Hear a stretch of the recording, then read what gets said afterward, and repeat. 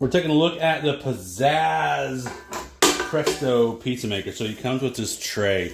It'll hit here on this drive shaft down here. So what you'll need to do is just kind of angle it in. And then if you just kind of look underneath it, you'll see it kind of rest on there. Give it a little bit of a spin. See how it kind of just grabs a hold of there, and you're good to go. You know you got it right when you plug it in and you see this start to spin. So see now that it's spinning, we know we got that on there right. So what we're going to do is we're going to cook a frozen pizza. It's a typical frozen pizza you get at a grocery store. Set it on the tray. Now, we've got a couple of options here. We can turn on just the lower heating element, which is probably not going to cook this pizza. We need both. But you could do lower. So like you're cooking a cookie or you're doing some cinnamon rolls, you may just want it from the bottom. You can do dual, which can be top and bottom, or you can do upper. We're going to do dual for this one. And then we have a timer to set. The timer can go, up to 20 minutes long. You look at your pizza and determine about how long it'll take. So I'm going to set mine, and I'm going to turn this on. And then this is going to start cooking without me having to do anything else.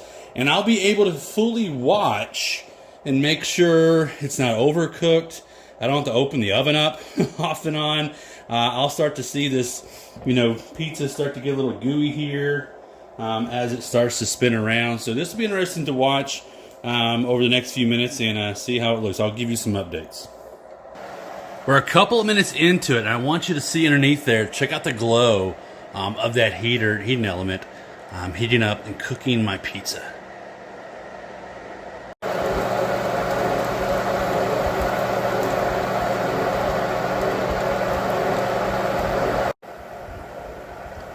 I want you to notice that cheese bubbling, the pepperoni's bubbling. It's cooking it just like your oven would. It's just you don't have to turn on your overheating oven that's going to heat up your entire house. All right, my pizza is looking very well done. I like my pizzas a little extra crispy, so I have turned the timer on to be a little bit more, and you can see it's just starting to bubble like crazy. Here in a second, the timer should go off, and I'm able to see how it dings. And when it does make that dinging sound, what's going to happen is the element on top and bottom are going to cut off. You might let it spin for a little bit more if you want to. That's totally going to be your prerogative, of course. So I'm going to shut it off. And then what's nice, because this tray comes off real easy. Look, I can take this tray right off, and I'm going to slide it. Ooh, almost missed.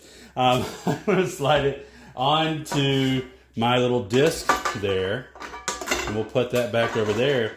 And then we're going to cut up our pizza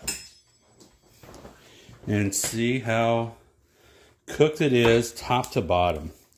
And this, remember, this is cooking top and bottom while it's doing, because you got an element on both sides. So if you don't like your crust real stiff, I like a very overcooked pizza, if you will. But watch, nice and gooey. The crust is nice and cooked. This is a good looking, steaming hot piece of pizza here from the Pizzazz. This looks amazing. So easy to use.